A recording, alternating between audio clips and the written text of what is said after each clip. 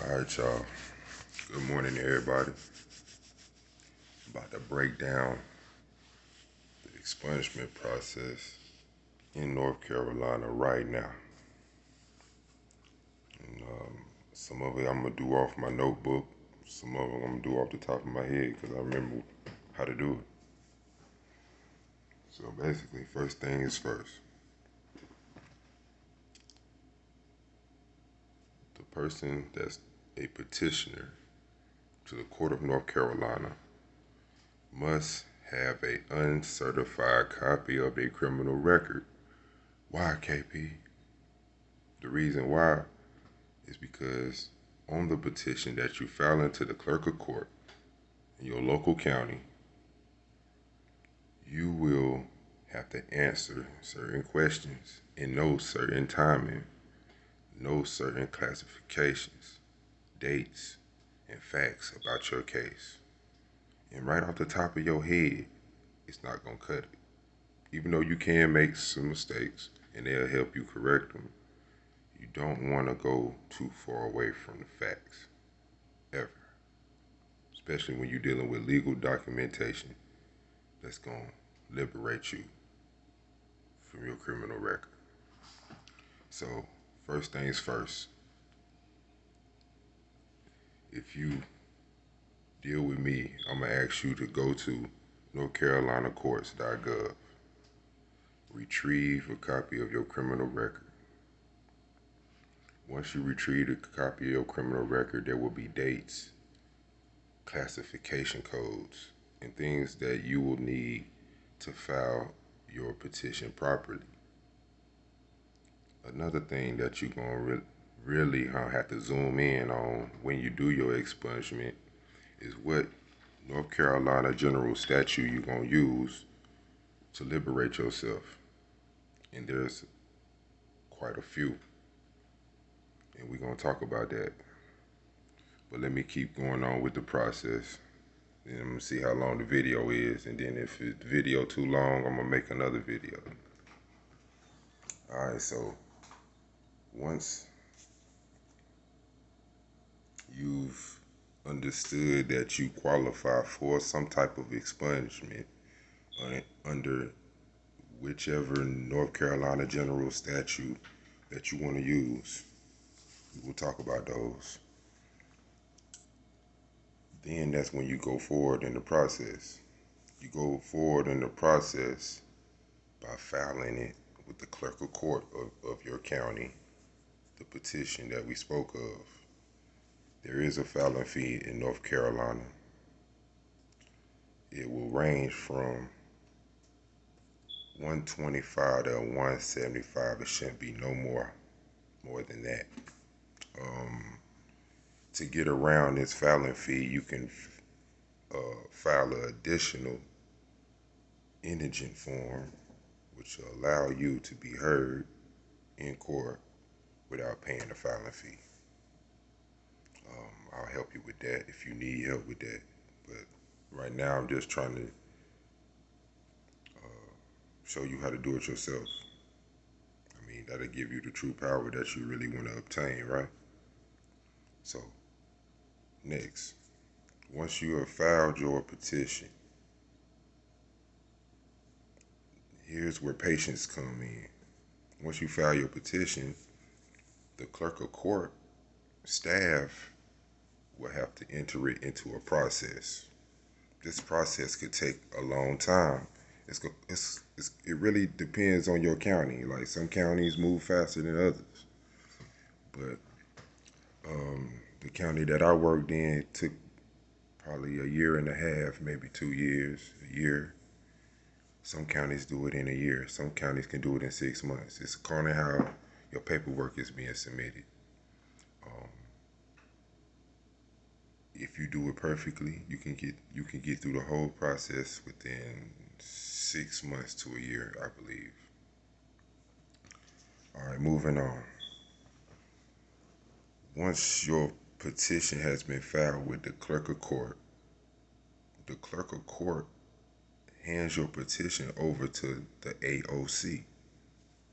The acronyms means administration of courts or something like that. They're going to take your petition and they're going to run it through nationwide criminal database to determine if you qualify for this expungement and to put every agency on notice that you're doing expungement. All right.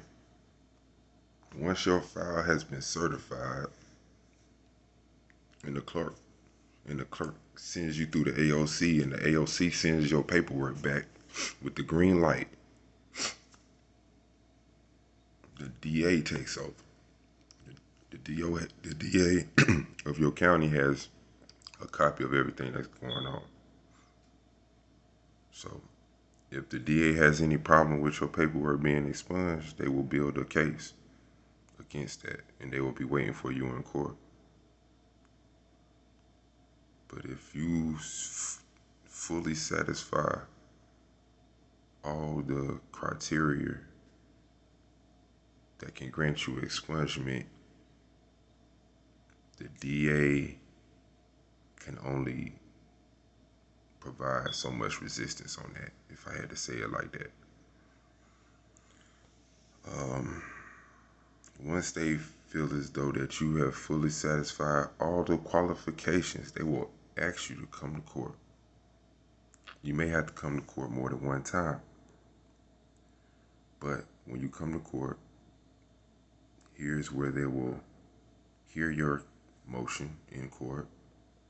The DA will speak their argument side of the case. You will speak your side of the case. If you have a defender, a lawyer, authorized representative, or you represent yourself, it's all going to be set up the same way. Once both sides been heard, documentation will be asked for.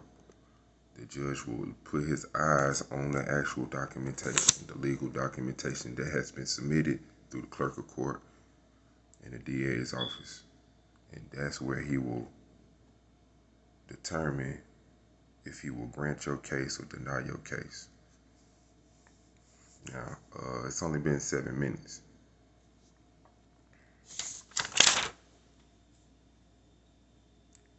So I'm going to run some quick statutes down for y'all. All right, y'all. North Carolina General Statute says if you have been dismissed of any felony or misdemeanor,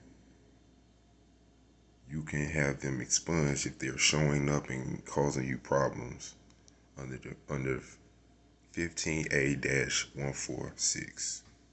North Carolina General Statutes 15A-146. Now this one right here is a good one. But this one is for the juveniles. If you have teenagers out there that have committed a misdemeanor, not felony, but a misdemeanor, before the age of 18, you can have that record expunged after a 2-year waiting period under the 15A-145A. It's a different statute than the one I said before that. It's 15A-145A. Now, if you have a drug offense before you was 21 years old and you have a 1-year waiting period under the statute of 15A-145.2. Let me say that again. If you have a drug offense before you turn 21 years old, you have a 1-year waiting period under the North Carolina General Statutes 15A-145.2. Now, for my juveniles that then got jammed up for that gang shit, if you have got caught for a gang-related offense prior to the age of 18, you can have that expunged under the 15A-145.1. Let me say that again. If you've been jammed up with that gang shit prior to the age of 18, you can have that expunged under the 15A-145.1. But I do got one a little bit better for y'all. And we're going to talk about that too. Because I got a little bit of time. The video only 10 minutes. If you caught a nonviolent felony, a H&I class offense felony, before you turn 18, you have to wait 4 years under one certain statute. But there's another certain statute that you can use if you have one nonviolent felony or misdemeanor. You can use this case called the 15A-145.8A. So some of you can use 15A-145.4, and most of you could use the 15A-145.8A. And these general statute mumbo jumbo is legalese that they use in the court to send you up the river or to liberate you. These statutes they wrote in the book is laws that they stand on. So if you use these statutes, they will have to listen to you. They will have to determine if you qualify. And if you do, they will grant you your wish on your petition, which is to liberate you of that charge off your record. All right. Now, here's the one that I think is one of the best ones. It's for us grown folks with a terrible past. But it got to be a nonviolent felony. See, that's the thing. And you brothers that do got violent felonies and stuff like that, I got stuff for y'all too. It's just this one for the nonviolent. These is the charges that they gonna grant you. I don't want you to go to court for no year and then you go in there and they deny you. I'm trying to make sure that you know the ones that you can get off your record right now in court. You ain't gotta waste all your time, all your money trying to go and get it off your record. Now you got the 15A 145 times 0.5, I believe, if I'm not mistaken. Hold on, let me. I ain't trying to get these numbers confused. I'm trying to give you the exact numbers. It's 15A 145.5 for the brothers that need 1 to 3 nonviolent felonies up off their record. But here it's stipulations to everything though, y'all. Of course it is, right? Ain't nothing easy. For every general statute that I told you, it's gonna be some things called stipulations and qualifications and requirements. Now, for the last general statute that I just spoke of that helped liberate me myself, they want you to have your misdemeanor completed for 5 years and your felony completed for 10 years before you can seek expungement for that. Another thing I want to tell y'all about expungements that I found out is that expungements is good. Expungements is great. It can grant you your liberation so that you could go back to how you was before you became a felon or a misdemeanor person. But we live in digital times now. And in digital times, they believe in upgrading any kind of informational database every 6 months. With that being said, that means technology is upgrading every 6 months.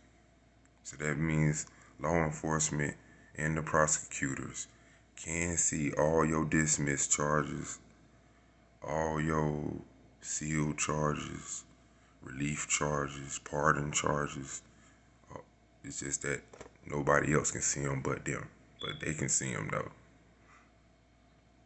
And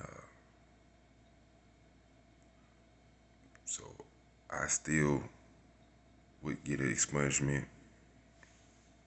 But just know that although most people won't be able to see them, Law enforcement get to see everything on their computer. Prosecutors get to see everything on their computer. So I say get this stuff off your record. Clean up your credit image. Boost up your credit. You don't have to never worry about none of this stuff again.